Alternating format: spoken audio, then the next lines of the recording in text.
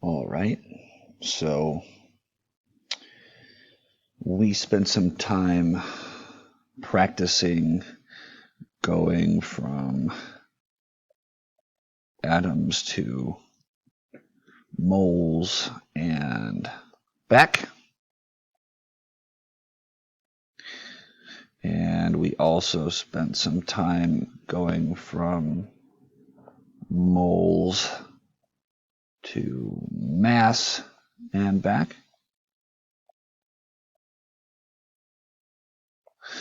Today, we're going to cut out the middleman and go from atoms to mass. And let's remember that this atomic mass, what we also now will call molar mass, is going to be our starting point. So I have a gift for you. This is called the Atoms to Mass Quick Reference Guide, and all you have to do is follow the bouncing arrows for whatever you want, and it will tell you exactly how to set each of these up. No memorization required. Okay, let's try a question you could expect me to ask. Okay, here's a typical question you can expect me to ask, where we're going to start by asking how many atoms of something if we have a certain mass. So remember that the setup works like this. How many atoms of a particular element are we looking for? In this case, how many atoms of iron would be the equivalent of 36 grams? Now, there's a couple ways you could do this. You could set up a conversion that goes from grams of iron to moles of iron, and you would simply look up the molar mass from iron from your periodic table. Then you could take that answer and set up a second conversion factor where we are going from moles of iron to atoms of iron, which is ultimately what we want. And you know that the number of atoms in a mole of anything is 6.02 times 10 to the 23rd. But let's not do it that way. There's a faster, more elegant way. Let's use this. In this case, what we're trying to do is, let's set this up. We're starting from grams. We're looking for atoms. How many atoms of iron? And we're starting from grams. So that means we're starting here. Mass, we're trying to go to atoms. And that just means that we're going to set up two conversion factors. And they're going to look like this. The first one is going to involve the molar mass, and that'll be on the bottom. 1 mole will be on the top, and the second will involve the number of atoms in a mole. So here's what this is going to look like. I'm going to set them up both at the same time. And so our first conversion factor, remember we're going from mass to atoms. We'll have 1 mole on the top and the molar mass on the bottom, the molar mass of iron, as far as we are concerned, is 56 grams.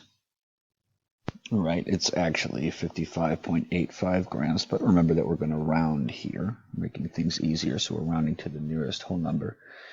And then our second conversion now is going to go from moles to atoms, and it's going to look like this. We're going to put moles on the bottom, 1 mole of iron, and in 1 mole of anything, there are 6.02 times 10 to the 23rd atoms of that thing.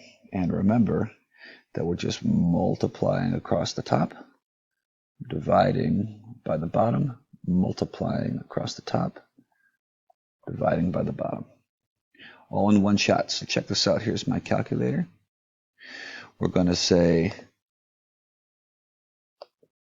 36. We're going to multiply by 1. We're going to divide by 56. We're going to multiply by 6.02 times 10 to the 23rd. Remember, we're using exponent entry. And we're going to divide by 1. These dividing and multiplying by 1 are not necessary. I'm just doing it for form's sake. And since 36 grams is not enough to make a mole's worth, I'm not expecting to have an answer greater than 6.02 times 10 to the 23rd. In fact, I'm expecting something a little bit less than that. 3.87 times 10 to the 23rd. Very free to round. 3.9 times 10 to the 23rd atoms of iron.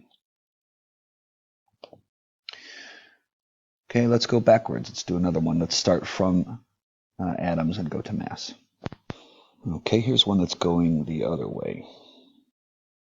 We're trying to find what mass of silver would contain 5 times 10 to the 25th atoms of silver. So we're going to need silver's molar mass.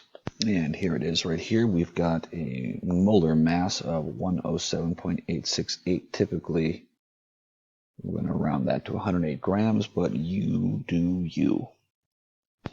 So this time, we're going from atoms to mass, and we're going to follow these bouncing arrows. So, what are we looking for? How many grams of silver are the equivalent of 5 times 10 to the 25th atoms of silver? I'm going to do this all in one go. So our first conversion factor is going to look like this one. We're going from atoms to moles first. So we'll put 1 mole of silver on the top and 6.02 times 10 to the 23rd atoms of silver on the bottom. That'll take care of getting from atoms to moles. Now we want to go from moles to mass.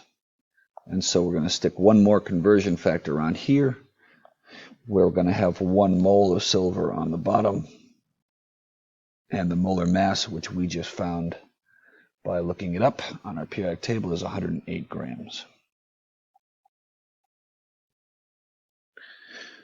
Okay, let's bust out our fancy calculator. And remember to be entering your exponents using the exponent entry system. So 5 times 10 to the 25th times 1, which we don't need, divided by 6.02 times 10 to the 23rd. Oops. Times 10 to the 23rd. We're going to multiply that by 108 and then divide by 1, which we don't need to do, but I'm doing it for prosperity. And 5 times 10 to the 25th is about 100 times bigger, a little less than 100 times bigger than 6.02 times 23rd, right? Because 6 times 10 to the 25th would be 100 times bigger than 6 times 10 to the 23rd. So I'm expecting what mass? Well, what's 100 times bigger than 108? That would be 10,800. So a little less than that. We're looking for an answer a little less than 10,800. 8,970 grams. And ladies and gentlemen, you are done. Okay, so take that for a spin. I'll see you on the next one.